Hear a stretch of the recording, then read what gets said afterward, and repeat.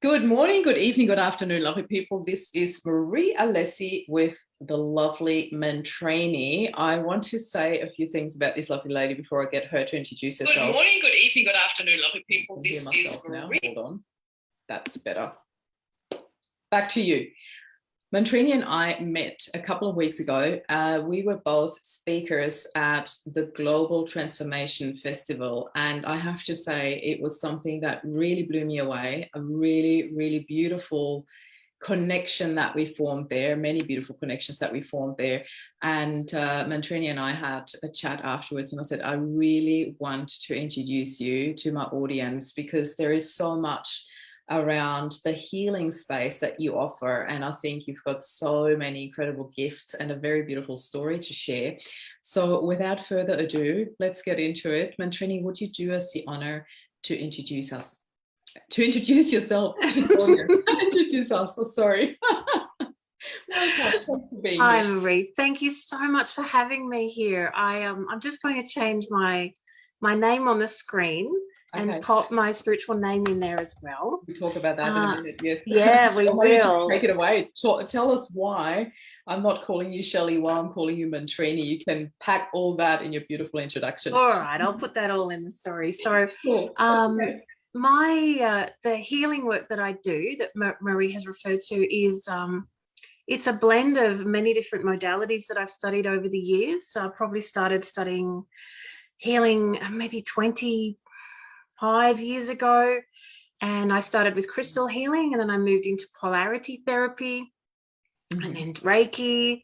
I studied oncology massage, which is beautiful for anyone undergoing cancer treatments or who has great sensitivity to touch, because it's very, very gentle.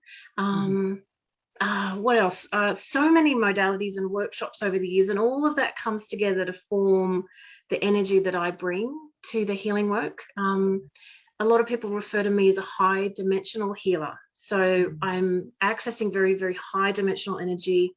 It's very fine vibration. Yeah. And it does act like a vibrational medicine for people. So it's almost like in their presence, by bringing in, source energy or energy straight from the creator, it's like life force, their energy field just automatically comes into balance. It's like remembering again. Yeah, I love it. Yeah, I love it. It sounds so magical, and it is, it's really beautiful. I want to ask you about two methods that you mentioned there in a little bit more detail, because they are not very well known to me. So I can only imagine maybe other people haven't heard as much about it either. It's a polarity that you mentioned and the oncology massage. But before we do, would you like to share your story about your spiritual name? Yeah, I've been studying with Shakti Durga. She's a spiritual teacher, and she's also done many different healing modalities for a long, long time. About 5 or 6 years ago, I was in a workshop with her one year, and we had the opportunity to go up, and if you were ready, or if you thought I might be interested in hearing what my spiritual name is, we could go up the front and just have a little sit with her. And I thought, yep, I think I'll give this a go. Maybe it'll come through, maybe it won't, because it's all about if you're ready, not because it's always there. It's something that's in your soul. Your soul chose what your name kind of would resonate with for this life as part of your mission. And I went up and instantly came through the name Mantrini, and I'd never heard that name before. And it's such a fun name, Mantrini. It's got that, it just sounds fun, and I loved it from the beginning. And the more I explored about what Mantrini means, the more I thought how appropriate that is. Like, there's a real resonance for me. Mantrini in Sanskrit or Hindu mythology is the goddess, or the goddess, or she's the goddess of all the chants, or the one who resonates with all the chants. The mantra. And mantra has always played quite a big role for me in sound medicine, and certainly my throat chakra. For any of you who are familiar with your energy body and the chakras, the throat chakra here, the biggest form of medicine that we have to balance our throat chakra is mantra, or sound, prayer, whatever you would like to refer to that as. So for me, huge medicine, because it's always been an area of focus for me, my own healing. I love it. It's incredible. And it's just so suitable as well. You know, I work a lot with throat chakras as well when it comes to, you know, actually communicating your pain, communicating your needs and your emotions. And it's incredible. And I can so imagine, you know, activating that, healing that through mantras, through chanting and all of that, and anything sound, anything, you know. I love that. It's such a playful name. It's very suitable for you. It's really beautiful. Yeah, I'd love to jump in. Can you tell us a little bit more about this polarity? What did you call it? Polarity therapy. Yes. Oh, therapy. There you go. I wasn't sure anymore. I was trying to remember it all while I'm listening to you. That's okay. So polarity therapy, I studied, it's a long time ago now, and I instantly had, I seem to be like a sponge. So, you know, when you study something or come across learnings about something, it's like we've had a really deep connection with it, obviously, in the past, past lives or past experiences as a soul. So it was very much like that for me. And the founder of the one who brought it to the world, Dr. Stone, he had studied osteopathy, I think some chiropractic and Ayurvedic medicine. So he'd spent a lot of time in India. Yeah. And he formulated a method of working with the body or working with people that was very holistic. So if someone came to him with an ailment, he would look at what they're eating. He would look at how they're moving. He would look at the emotional state, the mental state, everything. And what he would then do is work with them. He'd prescribe some yogic, some polarity yoga postures to do.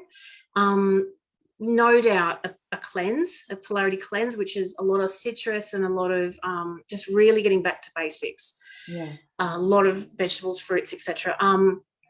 And then he would also look at their mental and emotional state, beliefs, thoughts. It was like an overhaul. And I really liked that, because I thought we are not just the physical. Like when you go to the doctor, for example, they might look at, this much of you, and that there's all these other bits of you going on. And if all of those are not taken into account, there's not really any point in just looking at this bit. Yeah. So I really liked that. And then all of the body, I absolutely love that. And then all of the body work as well. So there's the physical work, but also the fact that he also talked vibration, and the fact that we can work with someone. We don't even have to be literally hands-on. I mean, a lot of his beautiful work was hands-on techniques, but that we can have such an impact on someone just by being in their presence, just by our intention. So that really spoke volumes to me. I love it. Yeah, it's so beautiful. Like, as I said, the more holistic we work and the more holistic we look at everything, the more balanced we all are. And it's coming through. Like, I don't know what your experience is with this, and I assume that you would sense something similar, but the more specialized all these doctors became, or like when we're looking at the last few decades, how many specialized areas came out. And now the more you look at those people who work holistically, it's really incredible how they are specialized, but they're bringing more and more into their field, or coming up with wellness centers, holistic centers. It's just so beautiful that people actually really open up to that. And I felt there was a real opening up to that, that we can literally sense, when you talk to people that are in the alternative healing space. There's more and more holistic approaches and thinking in that. And also what just came to mind, I don't know why, it's so random, but I just have to mention it again. A few months back, I had a lady sitting here in your place. I interviewed her, and it was all about, she did face readings, and she explained about the polarities and, what it means when your face is more symmetric and asymmetric, and that there is a business side and a personal side. And it was really fascinating. So for those of you watching this who want to look it up, it's Mona Essay. You'll find it in the Upspiral Brief interviews. But coming back to you, Mantrini, I just really absolutely love how your whole journey started. You said that you had a connection to that from a very young age. Do I remember that correctly? Can we go back to that a little bit? Can you share a little bit about that? Yeah. I was super duper sensitive as a kid. You know, that kid that just feels everything I've got one of those. really, really deeply, and feels the pain of the world. I mean, for example, I remember as a child, if there was any movie or TV show or something came on where an animal was dying in as part of the TV show, or something like that, or the animal had got left behind, or anything remotely to do with cruelty to animals or anyone suffering, I was just a disaster. I really was feeling it so deeply. And so I think that was the first clue that there was something a little bit different about Shelley McConaghy.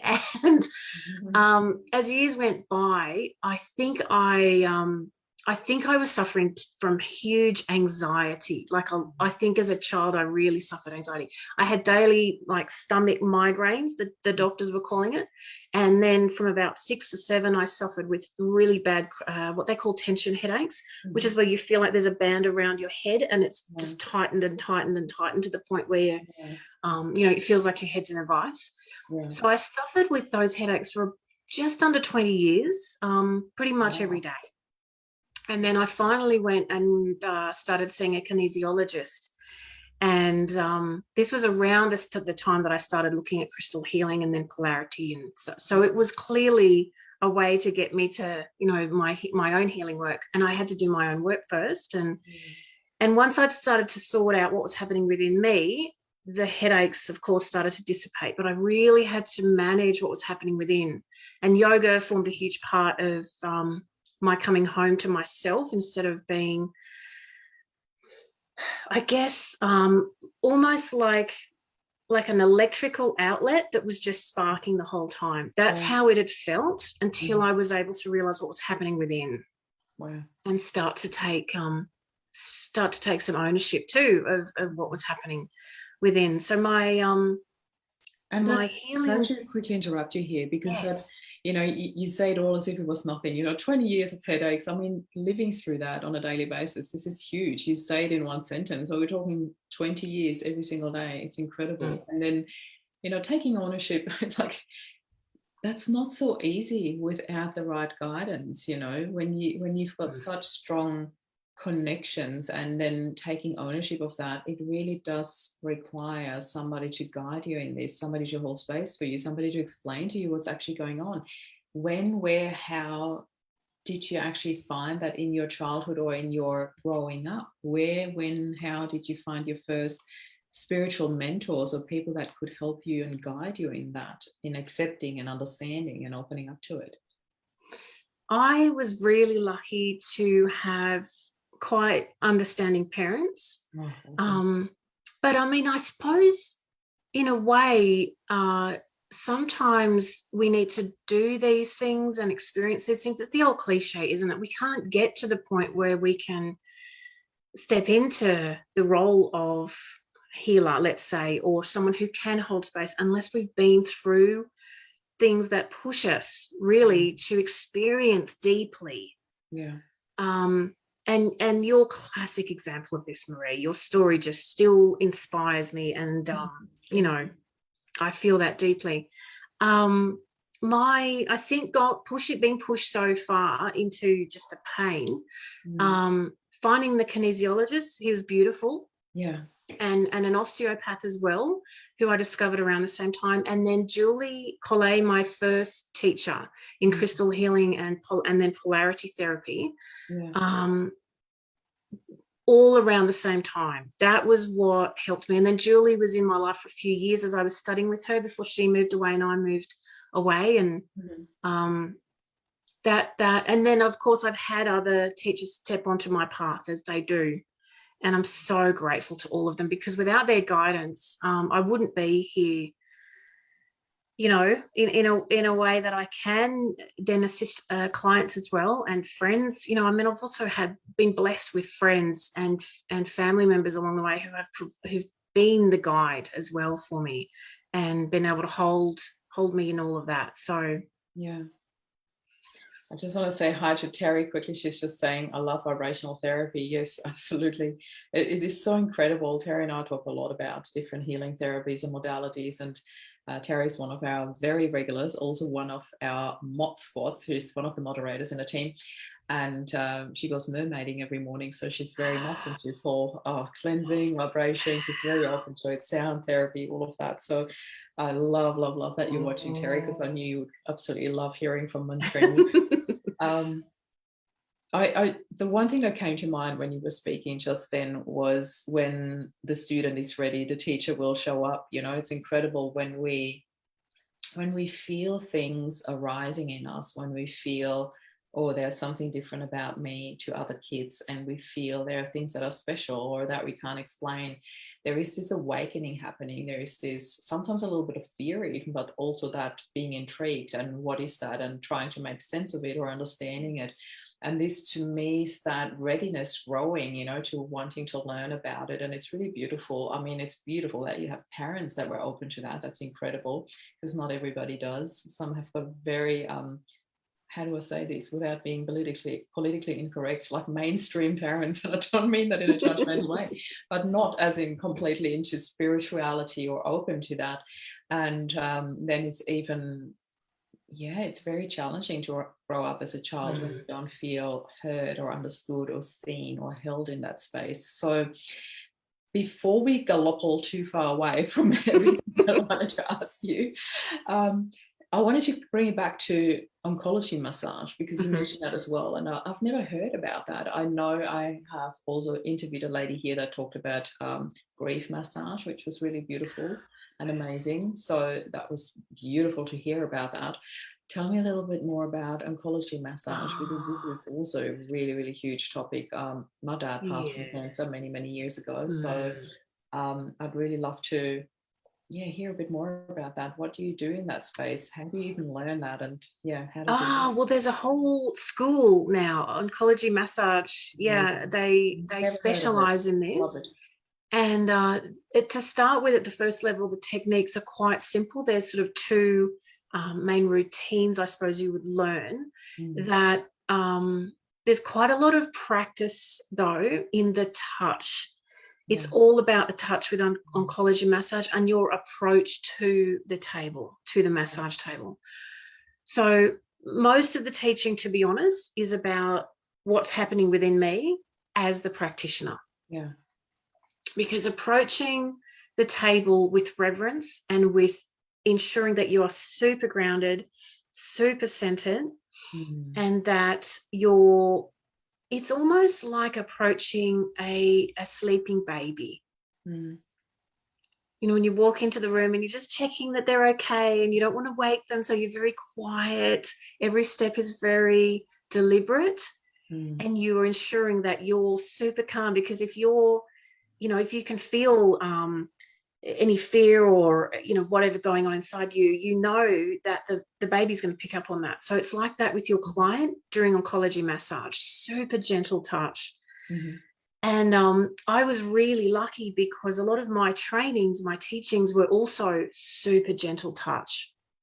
So I didn't have any bad habits to unlearn, unlike a lot of my fellow students who were massage therapists, remedial perhaps, or I just want to say remedial. Really, you know, like really rough and not rough, but you know what I like, really like kind of strong movements. And so they had to kind of really unwind a lot of that to then adjust their technique for this oncology massage, which is just so beautiful. A lot of long, slow, sweeping motions. It's all about the nervous system with oncology massage. So and it can be for anyone who's not only undergoing the therapy itself, the treatments in the hospitals, or it could be carers of people who are undergoing the treatment. So it works beautifully for all of those involved. And even long after the treatments, the person might still have a very wired nervous system around everything that's happened. So it's like a balm. Like a balm. Wow, it sounds like it. It's really incredible. I want to read out two more comments and questions that we got here. So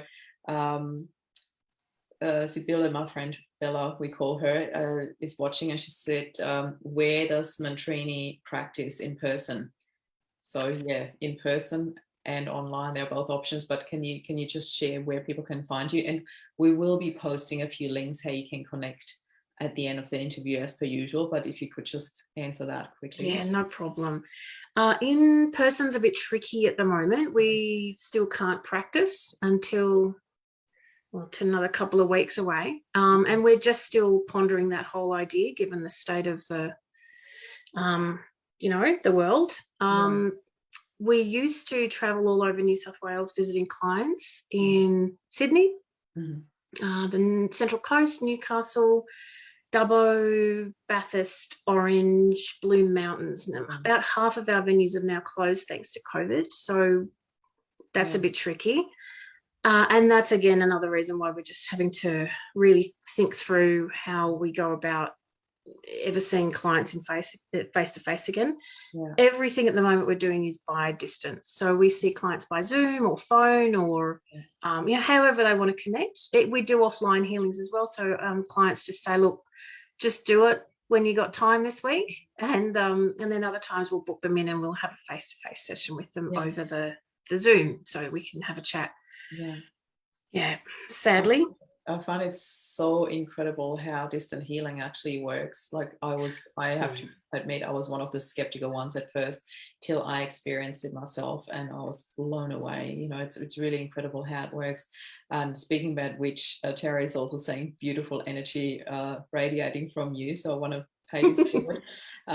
It's really incredible in terms of what is available these days in terms of healing modalities, etc. I'm still learning so many things that I have never heard before. And I have to say, in my own healing journey, massage has become a huge part. The physical touch per se, you know, I'm a physical touch person. I really needed that. And allowing somebody into that space again after a pass was really huge for me, but also so healing and so important. So I personally switch every 2 weeks, and of course COVID put a big stop and pause to that as well, and now I'm luckily back in that routine. But I switch every 2 weeks from Lomi Lomi and Kahuna, so both Hawaiian styles. One is emotional release and one is Hawaiian healing massage, and it's incredible. I'm 2 days away from my next Kahuna, so I'm counting down the hours literally. So that's become a huge part of my healing journey, because I think for me, healing is not only ever one thing, as we just said before in the beginning. You know, it's a complete collection of so many different things. It's so holistic. There's so many different, there's the physical part, the emotional part, the energetic part, and I make sure that I touch on all of these, because I think it's incredibly important. Like, even when I work with clients, I always recommend additional things. You know, sometimes that's in addition to go and see a grief counselor. Sometimes that would be, you know, go and get yourself a massage therapist or whatever that is. It's really purely based on my intuition, their intuition. I think intuition is one of our strongest guides that we often forget to consult with. Basically, that's what I want to say. That's the word I was looking for. Tell us a bit more about your journey in terms of, so you've over the years, you started off from realizing, you know, there is a lot of empathy, there's a lot of feeling, there's a lot of picking up, strong connection to the spiritual world, finding your guides over the years, learning all these different modalities. What was your journey with that? Can you share a little bit more about that? It was not just a learn the next thing. There's obviously a spiritual growth journey that comes with that as well. Can you share a bit about that? I have always been really connected to the dolphins and the whales. As a teenager, my whole wall in my bedroom was covered with pictures of dolphins, and I bought my first whale and dolphin CD at 16, and I used to play it all the time. The sounds, you know, their songs, the sounds of the dolphins and the whales. And my logo that I had developed for me when I finished studying Polarity Therapy, so in my 20s somewhere, it's still the same logo I have today. And it's two dolphins, and they're in front of like the moon. There's a wave and there's a star. and it's the same. And I look at it every now and then, I think, because, you know, people do rebranding and all these fancy things, and I'm like, that logo says everything. When you find something that works, there's no need to rebrand. It just works. And the business name, Divine Balance, that's always been what I'm about. And that name popped in one night, again, towards the end of our studies, where we're thinking, okay, we're setting ourselves up as healers in the world. And that name came through one night because I've been pondering names, and I'm like, that's exactly what it is. Because I've always been about finding that balance in my own life, big time. Yeah. I think it'll always be my thing. And I think that's why people are drawn to, you know, different healers or whatever, because they're embodying something different. Yeah. And that's why I'm very much like you, Marie. I will always be picking up on, I think, you know, if you worked with this person, that could be really good for you, because, you know, there's an energetic match there. And we're always like, and this osteopath over here would be great for you. And all these amazing additions to whatever people are working through is so, so helpful. Yeah. And that's how I've always been too. Like, it hasn't ever been just one thing. When I did all of this work, this studying and the developing the skills in different healing modalities, I was always doing that alongside a corporate job. Wow. So I was always working full time from 17. Yeah, exactly. The balance always. From 17. Yeah, about 2 days after my year 12 formal, off I went to work, and I didn't really stop. I never had that break. That was just me, work. So I would see, you know, I'd be at work during the day, and then I'd come home. I might see clients a few nights a week on the weekends. And that's how it was for a long time, years. I went overseas for a few years. And when I went overseas, I was working with people differently. I wasn't working hands-on. I wasn't doing any of the crystal healing work, but I was working in a way, I suppose you'd say more like a counseling role. And I was doing a lot of work with Carolyn Mace's archetypes at the time. So that was something else that was in helping me give guideposts to people. And that was a very interesting time, and I think necessary too, because I knew what I was doing hands-on without thinking about it. It just was like muscle memory. Things, you know, just flow. But then there was another aspect of work which needed to come in, which was that. And then when I came home again, I started seeing clients again after a little while, and it became like an embodiment process. People talk about, you know, you've got to integrate, you've got to give time and space for things to integrate. And so that was a big time for me to start integrating. Yeah. And then after another few years, I decided it was time to go part-time with the corporate world work and give more time to seeing clients. And around about that time is when I started thinking, I think I'm ready to meet my man now. And I spoke to my spiritual teacher, and I said, I think I'm ready. Is there anything I need to be doing? Like, what can I be working on? Because she can just see straight into your field. And she said, there's a mantra you might like to try. And she went through all these different mantras and came up with this mantra, which I've got written in my journal somewhere. And I did that for 6 months, knowing at that moment that I'm ready and he's coming. And 6 months later, I met Jason. Wow. And I knew instantly. I knew actually the day before, because I had been told that I was going to meet this person, was coming for a walk. And I'm like, oh, right. And then this huge Kundalini fire just lit my whole body up. And when I met him, I was like, yeah, that's him. And sure enough, 6 years later, so that's been a huge process, because Jason, I was also on his path to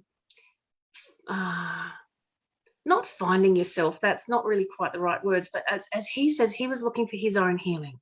He had been through a breakup about a year or 18 months prior to us meeting, and he was still on his own healing journey from that and things that have happened in life.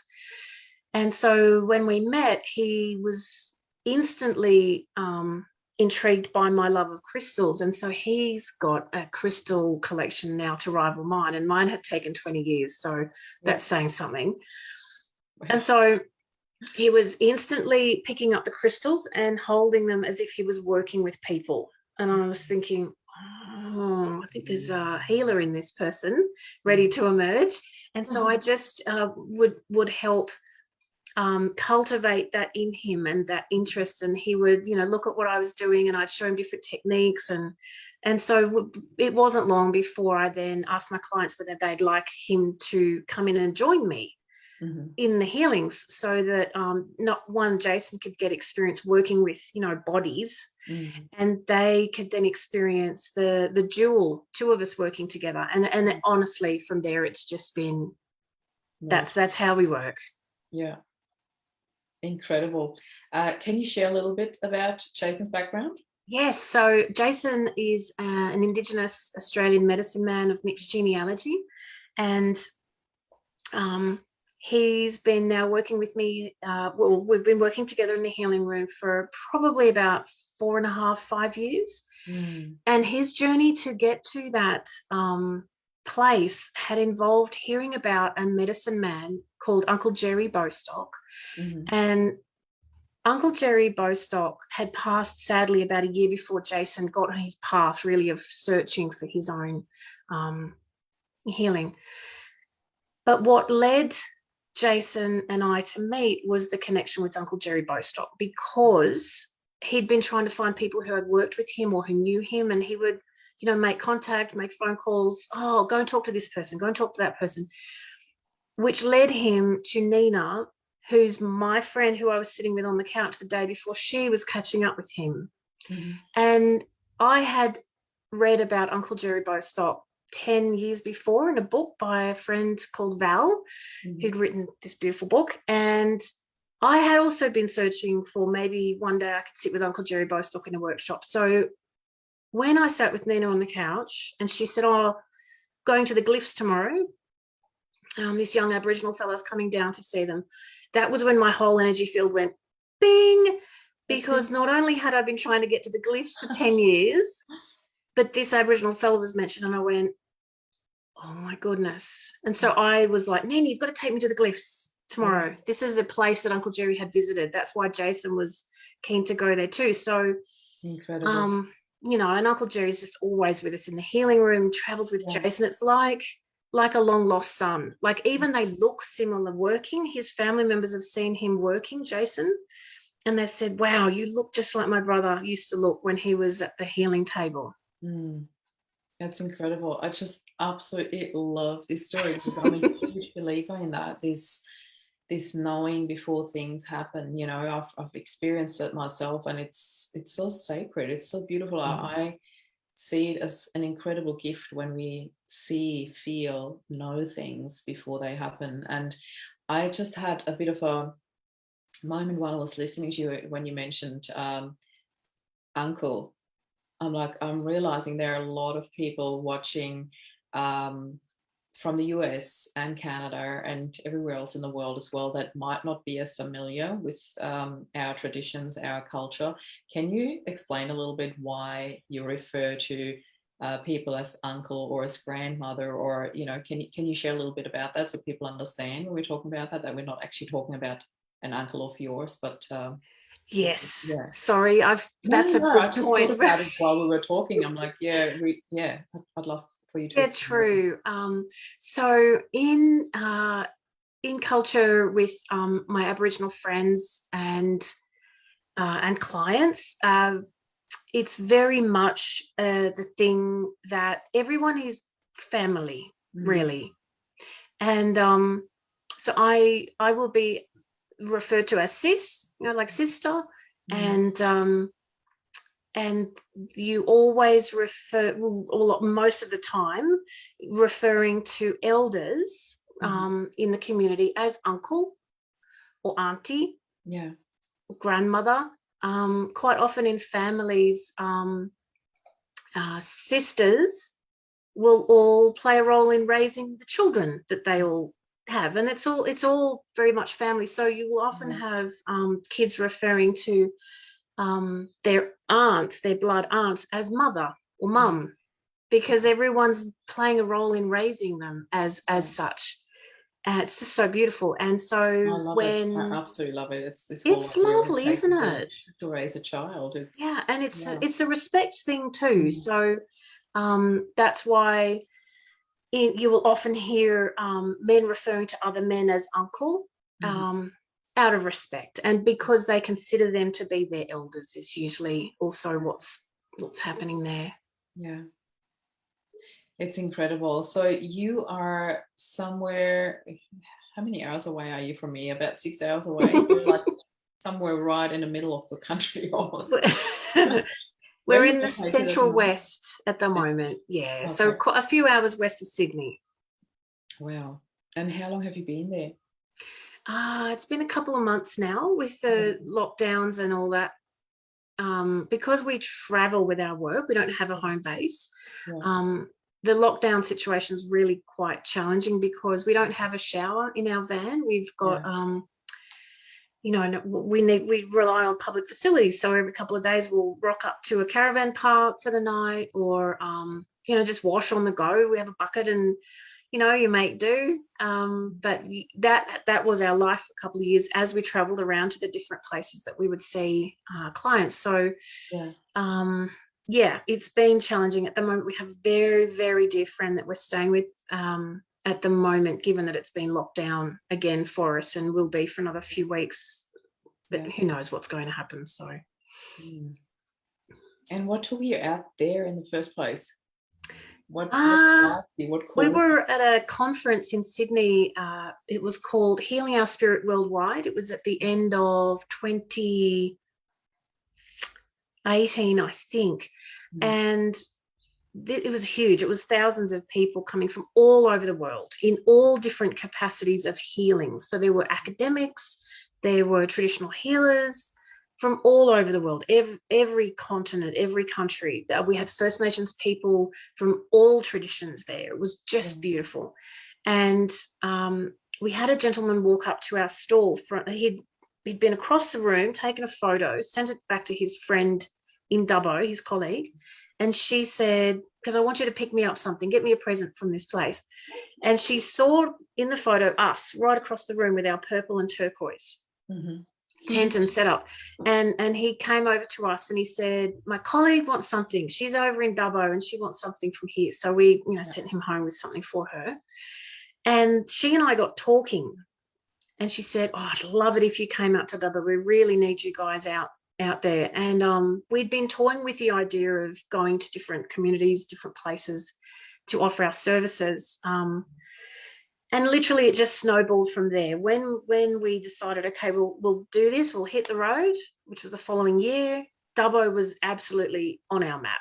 That was definitely one of the places that we were heading to. So our beautiful friend in Dubbo kind of was our drawing. She drew us out there, really. That was one of the first places we went. Yeah. Mantrini, I've got one more question to ask you, probably a lot more, but I'm going to go with this one. I would love to, if you could share with our audience, when somebody gets in touch with you, what can they expect? Because I can only imagine with everything that you've got under your tool belt, that you would probably be using whatever comes to mind, whatever feels right. You would not book somebody in, let's just do an oncology massage, for example. You would just meet with this person and, well, I'm going to let you tell the story. So if somebody wants to reach out to you and say, I'm really interested in working with you, how does it work? Can you give us a bit of a rundown what people can expect? Is that a one-off? Is that do you usually work with them longer? Give us a bit of an idea what people can expect. Hold on, before we go into that, we've got another. Let me just read this out quickly before we get back to it. I need my glasses for that. That's more that glasses. Terry's saying, please come to the Central Coast. Perfect spot for you at Blue Lagoon Caravan Park, right on the beach. I swim there every day. We have dolphins and whales frolicking. My son Ryan, that's Terry's son Ryan, passed away. I called my white Aboriginal for this connection with wildlife and the earth. So yes, here's an invitation standing. Beautiful. Yeah, please tell us. Thank you, Terry, for this beautiful invitation. Please tell us what people can expect when they reach out to you, Mantrini. Yeah, just can be that people ring us up feeling, we get a lot of, with COVID, we get a lot of people very stressed at the moment, particularly around having to give up their job.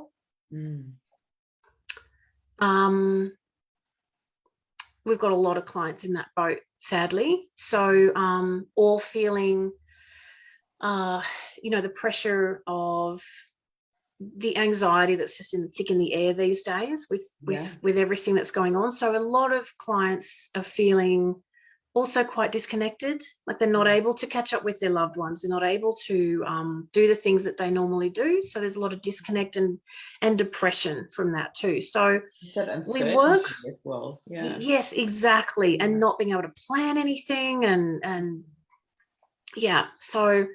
so those feelings are front and center right now for a lot of our clients. And so the way that we work usually is if someone's just feeling any of those feelings, what we will usually do is offer to give them a distance healing. And we usually have them for, say, an hour and 15 minutes in total. And during that time, we have a brief catch up at the start. They've usually filled out a form already. So I've got an idea of what's happening, like we'll talk very holistic. So what's happening physically, mentally, emotionally.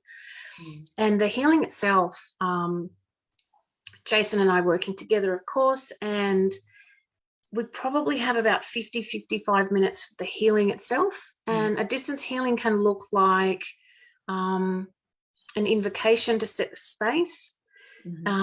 Jason does some sound medicine to lift and shift out of the aura straight away. So it's really clarifying for the aura. So a lot of that stuff that just lingers around is lifted off straight away. And then it's almost like we're working down through the layers of density during the session. So then he'll talk our clients through a guided visualization that's very grounding. And from there, the session is almost like an open book. So that's where I'm working very intuitively. Well, we both are. So Jason will be working with his crystals, and I will be working intuitively to just see what's going on for the person and what they need most. So it's almost like they take us on a journey of what they're needing. So there will be possibly some cord cutting just to clear the field. And this is then working through into more of the denser structure of the body, and some big cleansing and purifying processes for their emotional body and their mental body, as well as the physical. It's incredible how much clearing is going on the physical at the moment for people, and different techniques are popping in all the time, just constantly. So a distance healing is probably the thing that people are seeking the most. We've also got, Jason does readings from spirit, or messages from spirit, he calls it. So he will ask clients to send in a photograph that he can then sit with, and then he's reading what's in the photograph. So there'll be symbols, and there'll be, or it might be ancestors popping in, or spirit animals. And so he'll then have a phone call or a Zoom with the client and let them know what he's seeing. He's not so much interpreting for them what that all means. That's up to the client, but he's just letting them know what he's seeing. And then they can opt in for a healing around that as well, if there's things that they feel like, I want to clear all that. The other thing we do is offer group sessions. So we have every fortnight at the moment, we're running online Kurradji Dreaming, which is that's more Jason's branding, Kurradji Dreaming. He's known as a Kurradji medicine man. And that's a really nice time for us all to gather online, connect a bit as a group, and just share what's going on. And then we have a quiet part of the session, like a group meditation too. Beautiful. Working to hear more about that. Working in person, like I said, sadly at the moment is not a thing. And I don't tend to offer the oncology massage as a modality as such, but it's coming through in the physical touch. So, you know, like I was saying in the beginning, all the modalities that I've studied wrap up into the bundle that you know, Mantrini brings to the world. Yeah, it's incredible. And I think it's really beautiful because it's all part of that growth of your personal growth as well, and your business growth as well, the services that you offer and bring to the world. It's really beautiful. The more you bring in, the more comes out for people working with you. I'd love to know, in terms of the people that you work with, do you work with children as well? Yes. Awesome. Yeah, we do. Don't Definitely. have any age. Any age. Yeah, I've had a little tiny one. I think she was 2.5 on the table years ago. Distance is probably a little bit more tricky with little ones because they're usually kind of a bit more fidgety and whatnot. But yeah, in the healing room, we definitely work with kids. And to your point, sorry, before, that's okay. you were asking me, would people work long-term or just one-off session? Yeah. It can be whatever the person's after. So sometimes one session's enough to just go, yes, like I feel like I've cleaned house and I feel fantastic and I'm energized and it's got me on top of whatever it was that I was working on, and now I'm good to go. And they might then continue to work with, say, a talk therapist or art therapist. So we're so happy for however long people want to work with us. We've got clients that see us once a month, roughly, and have for years, because they've chosen us as the thing that they want to work with for however long that works for them. We have other clients who just ring up when they feel like they need to. We've had a client go, here's X amount of money, that's for 10 sessions, and I'm just going to ring you when I want them. So all different ways that people want to work. Yeah. It's really beautiful. And in terms of your own healing journey, are you okay to share a little bit about that as well? I'd really love to hear. So my own healing journey, at the moment, what I'm doing for me, which is probably pretty relevant given the times we're living in, I would not be without mantra in my life. Some people refer to mantra as self-hypnosis, which I think is a little unfair. I see mantra as vibrational medicine that we're using from the inside out. And it's also a way to discipline and bring resilience to our mind and our energy field, if that makes sense, and our emotional field, because mantra is considered the highest form of prayer. So not only are we using our voice, we're creating vibration, which raises our vibration when we're using words with devotion or devotional words, especially when they've been used for thousands of years with devotion. So those words carry power.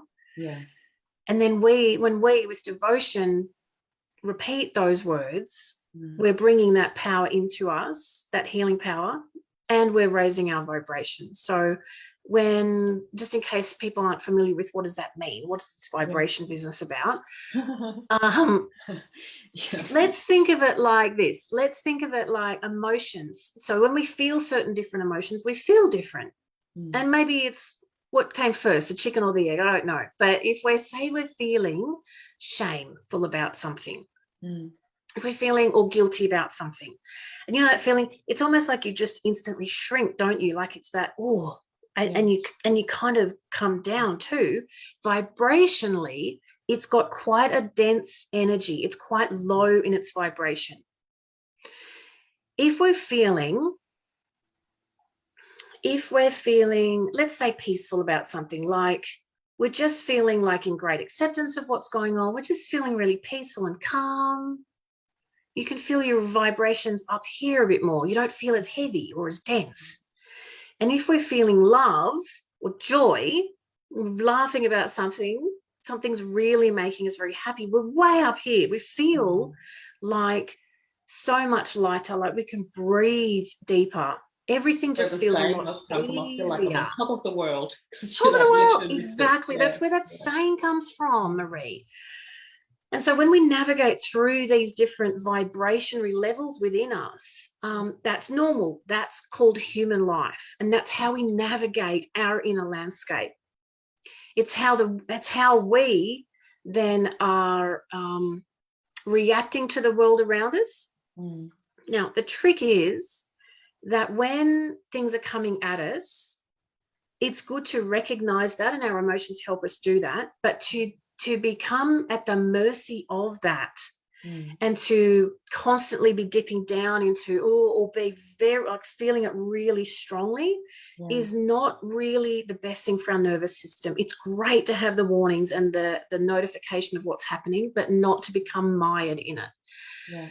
And over time, I have found that mantra, meditation, all the different spiritual practices, attending, meditations with different groups that I'm in and hanging out with beautiful fellow healers. We have, time together that helps us all work through what's going on. I have found over time, particularly that I end up with a baseline that I don't tend to dip down as much if I've got that resilience built up within me.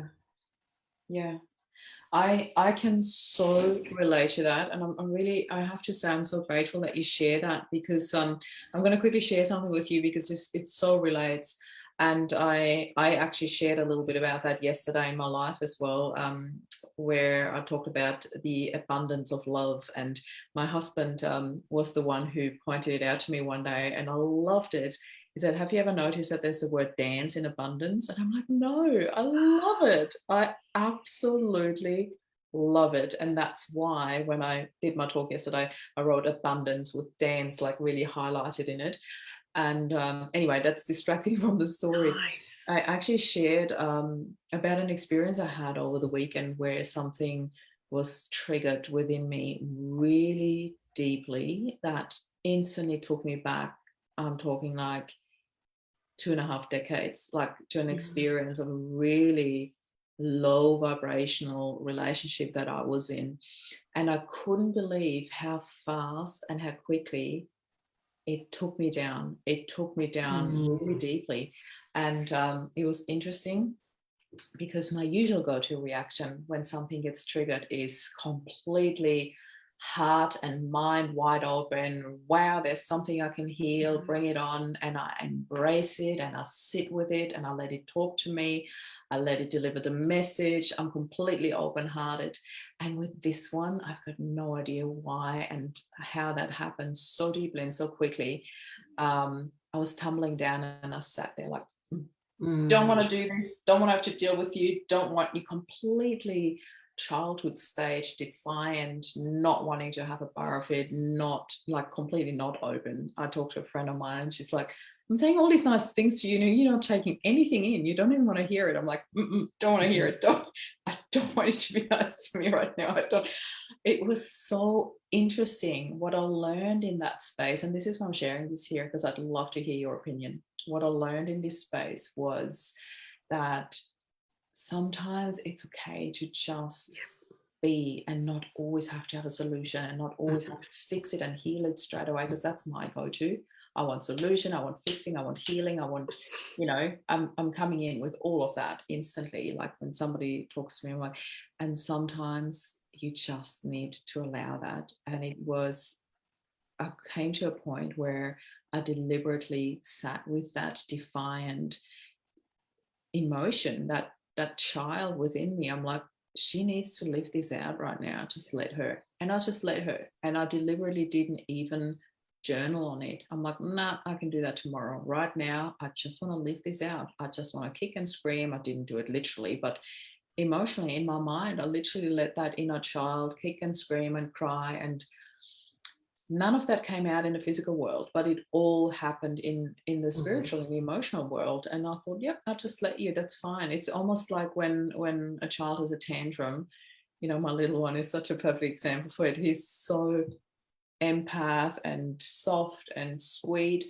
but when he turns. That's why I would say avoid eye contact, walk backwards and close the door. That's what I used to say when he was little. It's not that bad anymore, but that's how I felt when my inner child came up. Avoid eye contact, walk backwards, close the door. And the next morning I literally took an old journal out and I started writing all of it down, and there were things coming up that I was like, wow, I thought you were long gone, I thought you were long healed. And the beautiful part of that is when we work with healing all the time, that we know what to do with it.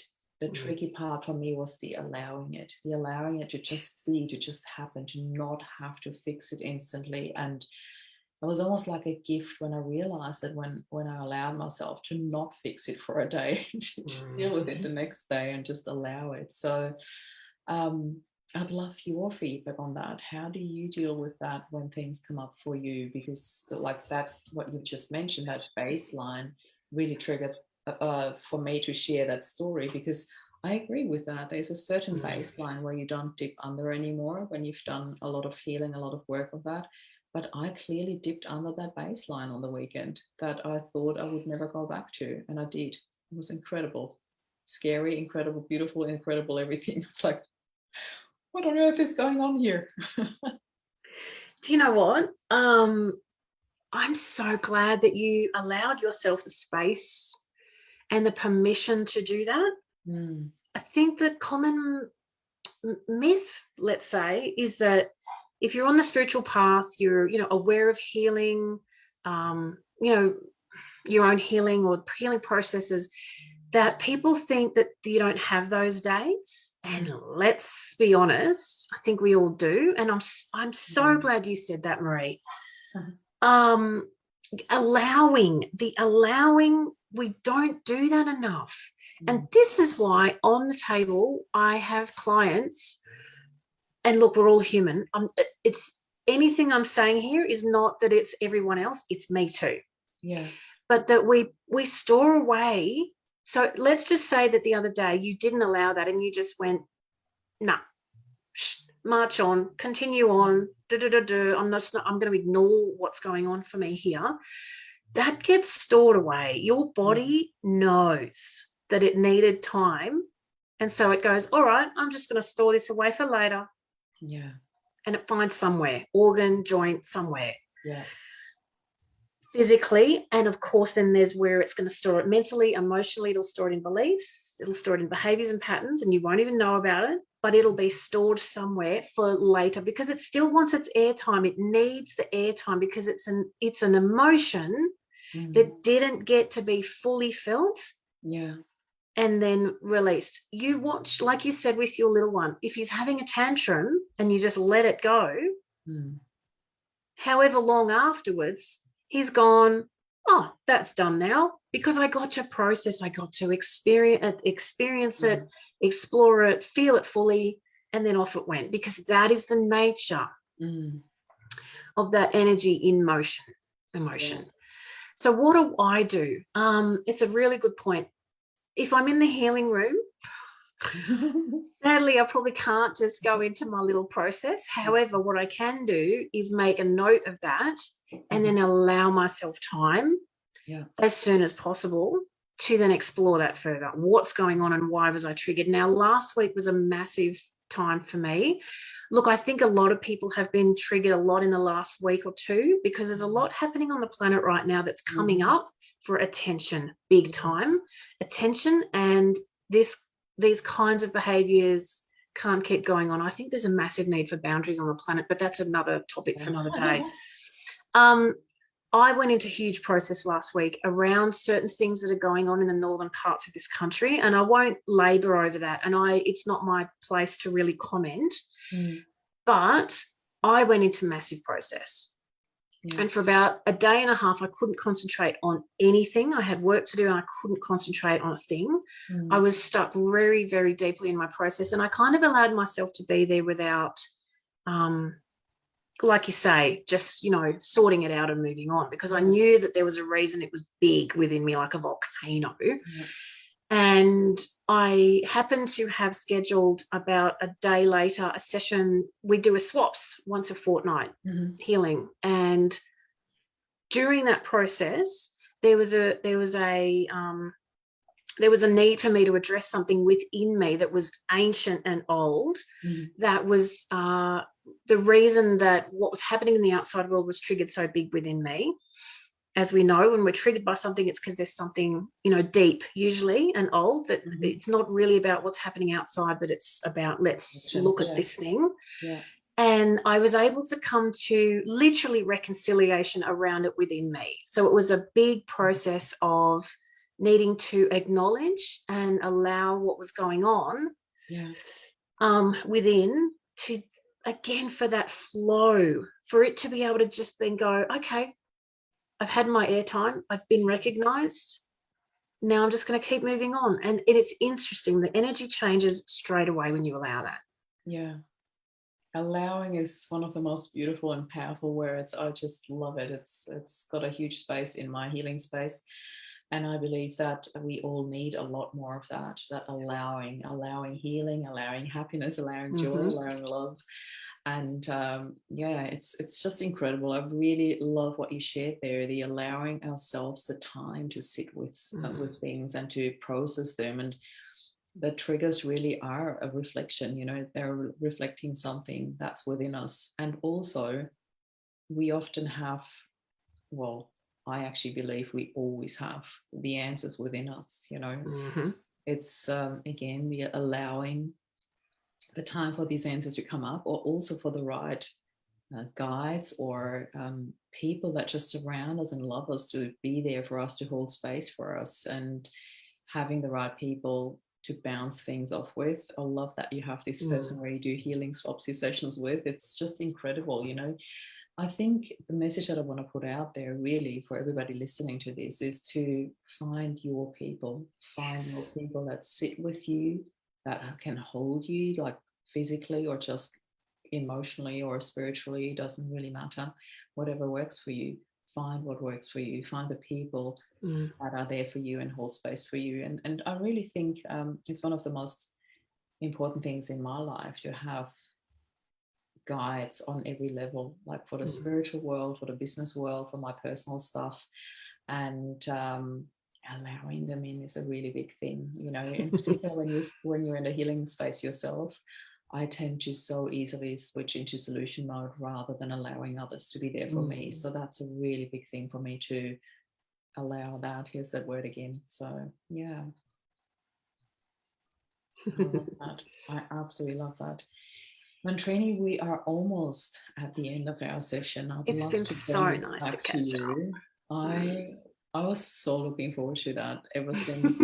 There is never a coincidence. I love that we were put into the same group of 4 when we did our speaking gigs for the Global Transformation Festival that we met at. It was incredible. It was an incredible experience for me. And it was incredible for me to listen to you. So I was really, really excited about bringing you to my audience and introducing you. So before we conclude this session, I want to remind everybody again, Mantrini will be sharing her links in the comments below. So she is in the group Loving Life After Loss. So if you have any questions or any comments, we will get back into the group after this interview, or whenever you can, Mantrini. I don't want to force this upon you. And get back to your questions. We will be sharing Mantrini's links, how you can get in touch with her. And before I let you go, are there any final words or shout outs or anything that you would like to share with our audience? I just wanted to also say, a lot of people ask me what helps you if you are feeling a bit discombobulated, or if you're having those moments. Nature time for me is so big. And you know, a lot of our clients, perhaps, you know, Northern Hemisphere, for example, right now are in snow and it's a bit cold to be running around in your bare feet. But even if you can't get outside and place your bare feet on the ground, which is super duper helpful for us, just close your eyes and imagine that you're there and feel like the bottom of your feet are opening up, like big, like lights coming out the bottom of your feet, and imagine your roots flowing down out of the bottom of each foot and into the earth, and just see them really strong like tree roots. Wow. And just feel them, feel the bottom of your feet and the energy tingling there, and you're there. It's incredible. Absolutely incredible. I absolutely love that.